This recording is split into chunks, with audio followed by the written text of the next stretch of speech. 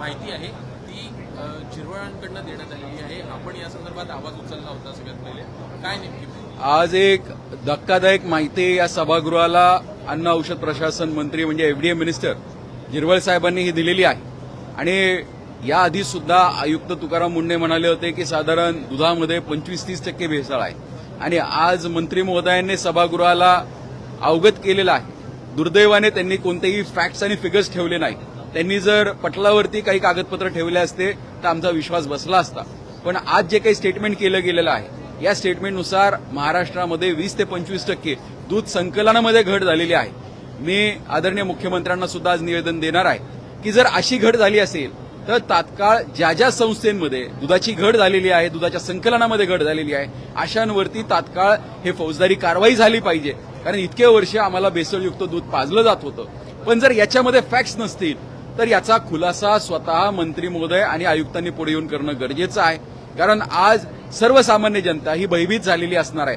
कारण 25% हा आकडा खूप मोठा झाला. म्हणजे आम्ही रोज जे काही दूध घेतो त्या दुधामधले म्हणजे 1 लिटर मधलं पावशर दूध हे भेसळयुक्त आहे असं जर आज सभागृहामध्ये म्हणलं जात असेल तर हे खूप गंभीर्यपूर्वक केलेलं स्टेटमेंट आहे. पण या स्टेटमेंटला कोणतंही बॅकिंग नाहीये. तर बॅकिंग नसल्यामुळे एकतर जर यात वस्तुस्थिती असेल तर आमच्या ग्राहकांवरती जो काही अन्याय होतोय या अन्यायाला कुठेतरी वाचा आज फुटलेली आहे. त्यांना तात्काळ न्याय मिळाला पाहिजे. जर यात वस्तुस्थिती नसेल, कारण आज कोणतेही फॅक्ट्स फिगर्स पेपर्स कोणतेही आज पटलावरती आलेले नाहीयेत, जर ह्यात वस्तुस्थिती नसेल तर स्वतः खुद्द मंत्र्यांनी आयुक्तांनी जनतेची येऊन माफी मागितली पाहिजे, आमच्या शेतकऱ्यांची येऊन माफी मागितली पाहिजे.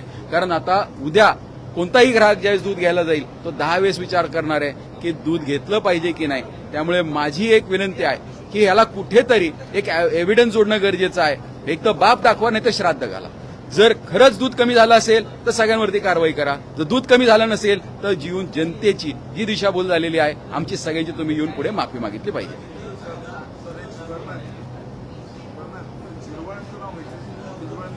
झिरवळ साहेब म्हणलं नराडी झिरवळ म्हणालो मी.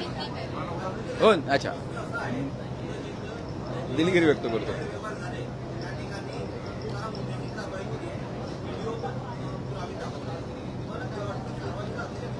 नाही, कारवाईमध्ये वस्तुस्थिती असणार आहे हे मी वेळोवेळी सुद्धा मान्य केलेलं आहे. 2-5% दुधामध्ये ही भेसळ होते. पण 25% हा आकडा अतिशय म्हणजे मलाही शॉकिंग आकडा आहे. जर ही वस्तुस्थिती असेल तर तात्काळ मंत्री महोदयांनी आणि आयुक्तांनी संबंधित आस्थापनांवरती कारवाई केली पाहिजे. जनतेला हे वस्तुस्थिती दिसली पाहिजे. आकडे पुढे आले पाहिजे. संकलनाचे आकडे जे इतर डिपार्टमेंट्सकडनं येतात, पशुसंवर्धन खात्याकडे जे संकलनाचे आकडे असतील, दुग्ध व्यवसायाकडे जे आकडे असतील, हे आकडे तात्काळ समाजापर्यंत येणं गरजेचं आहे, जनतेपर्यंत येणं गरजेचं आहे. वेग स्टेटमेंट्समुळे आमच्यावरती जो काही परिणाम होतो मग तो शेतकऱ्यांवरती मोठ्या प्रमाणावर परिणाम होणार आहे, दूध उत्पादकांवरती मोठ्या प्रमाणावरती परिणाम होणार आहे आणि सगळ्यात महत्वाचं ग्राहकांवरती मोठ्या प्रमाणावर परिणाम होणार आहे. त्यामुळे माझी परत एकदा मंत्री महोदय आदरणीय नरहरी झिरवळ साहेब आणि आयुक्त तुकाराम मुंढे यांना विनंती आहे, आपण जे स्टेटमेंट करता याच्यात वस्तुस्थिती असेल तर तुम्ही ऍक्शनने ते सिद्ध करा. जर तुम्हाला ऍक्शनने सिद्ध करता येत नसेल तर जनतेची येऊन माफी मागा.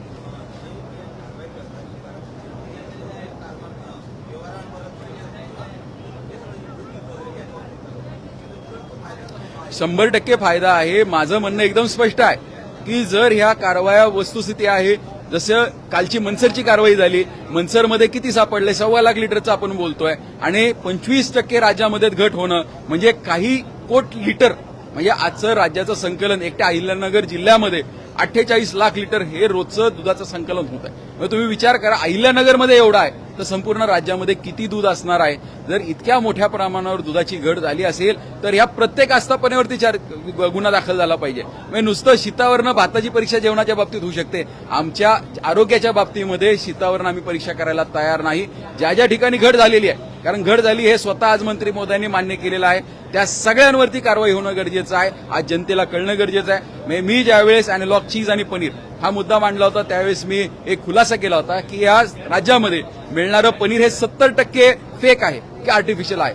त्यावेळेस अनेकांना ते खरं वाटलं नव्हतं. पण आजच्या कारवाई झाल्यानंतर हे सिद्ध झालेलं आहे की महाराष्ट्रात मिळणारं पनीर हे डुप्लिकेट होतं. कारण पनीरचा तुटवडा तात्काळ आता आपल्याला जाणवायला लागलेला आहे. त्या पद्धतीने आज दुधाचा पण तुटवडा जाणवला पाहिजे. जर 25% दूध कमी होतंय तर तसा तुटवडा जाणवला जात नाहीये. याचा अर्थ की आजही आर्टिफिशियल दूध किंवा काय म्हणणार अनैसर्गिक पद्धतीने तयार केलेलं जे दूध आहे ते आज सुद्धा संपूर्ण प्रोसेसमध्ये आहे. हे एलिमिनेट होणं गरजेचं आहे. जर हे एलिमिनेट होत नसेल तर याची जबाबदारी निश्चित करणं गरजेचं आहे. आणि जर वस्तुस्थिती आज मिळणारं दूध हे चांगलं असेल तर त्याचं स्पष्टीकरण सुद्धा कुठेतरी पुढे येऊन देणं गरजेचं आहे. मी आज स्वतः, कारण आताच खुलासा केला काही वेळापूर्वी, या संदर्भातली मी त्यांना माहिती सुद्धा मागणार आहे. जर माहिती देता येत नसेल तर त्यांना कारवाईने त्यांना ह्या सगळ्या गोष्टी सिद्ध केल्या पाहिजे. दोन गोष्टी असतात, सभागृहामध्ये ज्यावेळेस आम्ही सदस्य बोलतो, मंत्री बोलतो, त्यावेळेस बोललेलं प्रत्येक वाक्य हे खरं समजून पुढे कामकाज करायचं असतं. आणि आज स्वतः मंत्र्यांनी उत्तर दिलेलं आहे आणि ज्यावेळेस मंत्री उत्तर देतात त्यांच्याकडे काहीतरी माहिती असली पाहिजे. त्यांनी बोलताना जर तुम्ही स्टेटमेंट काढून पाहिलं तर त्यांनी सांगितलं माझ्याकडे कोणतीही माहिती नाही, पण जी ढोबळ माझ्याकडे माहिती आहे, आता मला सभागृहाला द्यायला कोणती माहिती नाही, पण ढोबळ माहितीनुसार 20 ते 25% हा आकडा अतिशय मोठा आहे. म्हणजे आपण जे दूध पितोय त्यातलं प्रत्येक लिटरमधलं पावशेर लिटर दूध हे भेसळयुक्त आहे, हे मंत्र्यांचं म्हणणं आहे. याला कुठेतरी प्रूफने सिद्ध केलं पाहिजे. जर आपल्याला पुरावे देता येत नसतील तर कृपया करून कारवाया दाखवा. 1.25 लाख लिटरची कारवाई आम्हाला मान्य नाही. काही कोटी लिटरची कारवाई जर झाली तर आम्ही मान्य करू की 25% दूध हे कमी झालेलं आहे.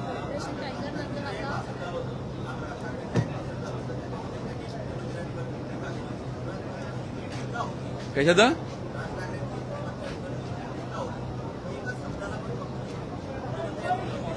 ते ज्येष्ठ नेते आहेत, आमच्याकडे अनेक वक्ते आहेत, आमच्याकडे अनेक प्रवक्ते आहेत आणि त्यांच्यावरती ही जबाबदारी दिलेली आहे. पक्षाची भूमिका आमचे अनेक वेगवेगळे नेते मंडळी हे वेळोवेळी देत असतात आणि याला उत्तर दिले गेलेलं आहे.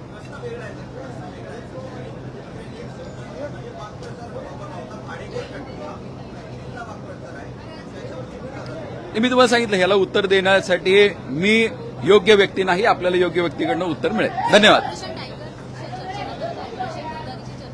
ऑपरेशन तुतारी नाही, मला याची कल्पना नाहीये, पण मी पण आपल्या माध्यमातूनच ऐकतोय. नक्कीच याची जास्त माहिती मिळाली तर आपल्याला उत्तर दिलं जाईल. धन्यवाद.